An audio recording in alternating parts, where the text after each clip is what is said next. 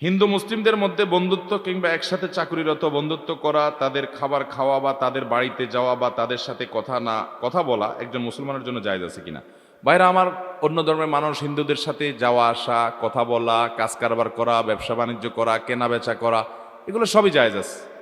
কিন্তু তাদেরকে আপনি অন্তরঙ্গ বন্ধুরূপে গ্রহণ করলেন, এক জিগরি দুস্থ বানায় ফেললেন।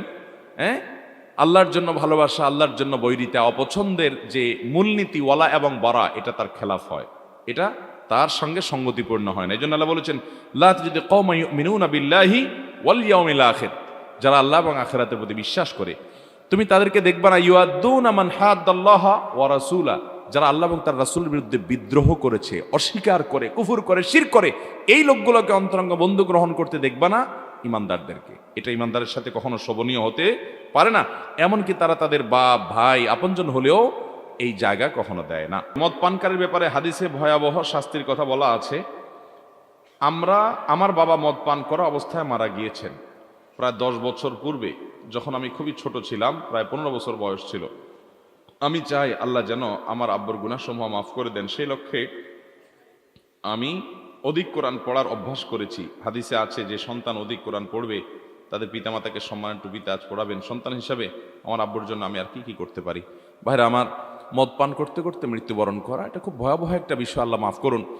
কোনো গুনাহের কাজ করতে করতে মৃত্যুবরণ করলে এটা খুব ডেঞ্জারাস সাইন। বিশেষ করে হাদিসে আসছে, নবী করিম সাল্লাল্লাহু আলাইহি ওয়াসাল্লাম বলেছেন, কোনো ব্যক্তি জেনায় যখন লিপ্ত হয় তখন সে ইমানদার থাকে না, ইমানটা তার থেকে সরে যায়। এরপর জেনার শেষ করলে, অপরাধ থেকে সরে আসলে আবার তার কাছে ইমানটা ফেরত আসে। তো এই জন্য ভয়ঙ্কর ব্যাপার। তারপরও এরকম কোনো মানুষও দুনিয়া থেকে গেলে তার জন্য আমাদের মাগফিরাতের দোয়া করতে হবে। একেবারে মুশরিক এবং কাফির অবস্থায় মারা গেলে যেরকম দোয়া করা যায় না, এরকম না। বিধায় আপনি আপনার বাবার জন্য দোয়া করবেন, চোখের পানি ফেলবেন, দান সাদেকা করবেন, আল্লাহ রাব্বুল আলামিনের কাছ থেকে ক্ষমা পাইয়ে দেওয়ার জন্য আপ্রাণ চেষ্টা করবেন। আল্লাহ রাব্বুল আলামিন ইনশাআল্লাহ কবুল করতে পারেন, তাকে মাফ করতেও পারেন। আমি একজন কম্পিউটার অপারেটর। কেউ যদি কারো কাছ থেকে সুদে টাকা ধার নেয় এবং এ সংক্রান্ত দলিল কম্পিউটারে কম্পোজ টাইপ করে দেওয়া লাগে, কিংবা সুদী প্রতিষ্ঠানের কাগজপত্র ফটোকপি করতে হয়, তাহলে এটা করা যাবে কিনা? না ভাই, এটা করা যাবে না, এটা করা যাবে না। মুশকিল হলো ফতোয়া দেওয়া সোজা, মাসালা দেওয়া সোজা, ভাইরে আমল করা অনেক কঠিন। ওই যে বললাম, দুনিয়াটা মুসলমানদের জন্য দিন দিন বড় হচ্ছে না ছোট হচ্ছে। যেখানে যাবেন, চাকরি করতে যাবেন ঘুষ লাগবে, ইঞ্জিনিয়ারিং করতে যাবেন 2 নম্বরই করতে হবে, নিজের জন্য না করেন আরেকজনের জন্য করতে হবে। মুদি দোকানদারি করতে যাবেন, সিগারেট বেচা লাগবে না, কাস্টমার আসবে না। মানে পদে পদে হারাম আর হারাম। ভাইরা আমার, এই হারামগুলো থেকে নিজেকে বাঁচিয়ে চলা এটা রীতিমতো যুদ্ধ, এটা রীতিমতো সংগ্রাম। এই সংগ্রাম সবাই করতে পারে না, কিন্তু সংগ্রাম করতে হবে যদি আপনাকে জান্নাতে যেতে হয়। জান্নাতে তো সহজ না। এই জন্য আল্লাহ বলেছেন সূরা মায়েদার 2 নম্বর আয়াতে, ওয়ালা তাআওয়ানু আলাল ইসমি ওয়াল উদওয়ান, পাপ গুনাহ সীমা লঙ্ঘনের কাজে একে অন্যের সহযোগিতা করবা। কেউ অন্যায় করবে, আপনি তাকে সহযোগিতা করতে পারেন।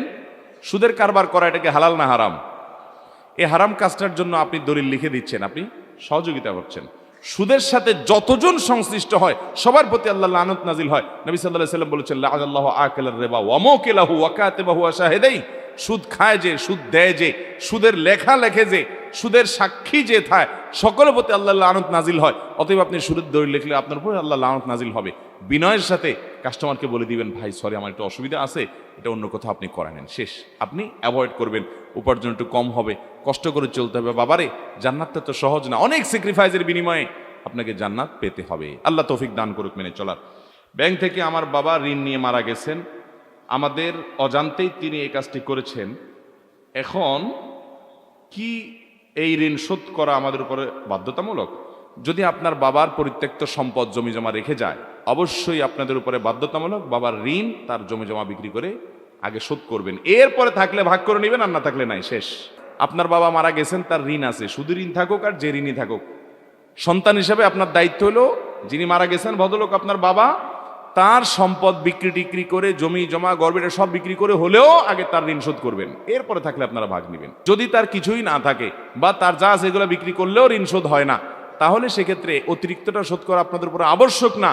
কিন্তু বাবা মার প্রতি এহসান এবং সদাচরণের অংশ হিসেবে, আপনি সুসন্তান হিসাবে, বাবা মাকে খুশি করা আপনার জন্য ইবাদত, সেই হিসাবে আপনি আপনার সাধ্য অনুযায়ী অবশ্যই বাবা মার ঋণ পরিশোধ করার চেষ্টা করবেন। কর্মচারীর টাকা না দিয়ে মসজিদ মাদ্রাসা দান করলে হবে কিনা? এটা হবে গাছের গোড়া কেটে আগায় পানি দেওয়ার মতো। আমাদের দেশে অনেক লোক আছে দেখবেন, যে কাজের লোকের বেতন দেয় না, কর্মচারীদের বেতন দেয় না, মসজিদে 10,000, মাদ্রাসায় 20,000, মাহফিলে 50,000 দেয়। আমরা হুজুররাও বলি মাশাআল্লাহ হাজী সাহেব 50,000 টাকা দান করছে, বলেন সুবহানাল্লাহ, আপনারা বলেন সুবহানাল্লাহ। অনেক লোক আছে দেখবেন কর্মচারীর বেতন দেওয়ার খবর নেই, উনি বাইতুল্লাহ ইতিকাফ করতে গেছেন, আছে না নাই? এগুলো গাছের গোড়া কেটে আগায় পানি দেওয়া। বাবারা ভালো করে বুঝে রাখেন, মানুষের হক ঠিক মতো আদায় করেন, ঘন ঘন উমরা করা লাগবে না রে বাবা। মসজিদ মাদ্রাসা দান করতে না পারলে গুনাহ হবে না আপনার, কিন্তু আপনার কর্মচারীর বেতন দেন না। ভাইয়েরা, মানুষের হক আদায় করেন, খুব বেশি দান দক্ষিণা না করলেও চলবে। অনেক লোক আছে দেখবেন ইয়া দান করে, হুজুরদেরকে হাদিয়া তোফা খাওয়ায়া দাওয়ায়া, হুজুররাও নারায় তাকবীর সুবহানাল্লাহ মাশাআল্লাহ আলহামদুলিল্লাহ মারহাবা পড়তে পড়তে মুখে ফেনা তুলে ফেলে। কিন্তু মানুষের হক নষ্ট করলে আমার মতো মৌলবী কেন, ওই মক্কা মদিনার ইমাম সাহেবদেরকে আনাই আর সবাই দিয়ে নারায় তাকবীর বলাবেন, 2 পয়সার কোনো ফায়দা হবে না। কথা কি বুঝাতে পারছি? মানুষের হক ঠিক মতো আদায় করেন, এরপর আপনি অল্প স্বল্প যা করেন সেটা কবুল হবে, গ্রহণযোগ্য হবে। সবাই চেষ্টা করবো না ইনশাআল্লাহ? কোনো মানুষের কোনো হক যেন আমার কাছে, বাবা মারা গেছে, সম্পদে বোনের হক আছে না নাই? শুনেন, যারা তরুণ আছেন তাদের এই সুযোগ এখনো আসে নাই, বুঝলাম। প্রতিজ্ঞা করেন, আপনার বাবা আপনার মা মারা গেলে সেখানে আপনার বোনের হক আছে না নাই? দিবেন না দিবেন না? নাকি বাটপারি করে বলবেন যে বাবার বাড়ির সম্পদ মেয়েরা নিলে তাদের সয় না, এসব ফতোয়া দিবেন? এগুলো শয়তানি ফতোয়া। মেয়েদের অধিকার বুঝে দিবেন তো ইনশাআল্লাহ? ভাইদের হক মেরে খাবেন, কর্মচারীর হক মেরে খাবেন, পাই পাই করে মানুষের হক দিয়ে দিবেন। জান্নাতে যাওয়ার জন্য বেশি কিছু লাগে না ভাই, বিশ্বাস করেন, বেশি কিছু লাগে না।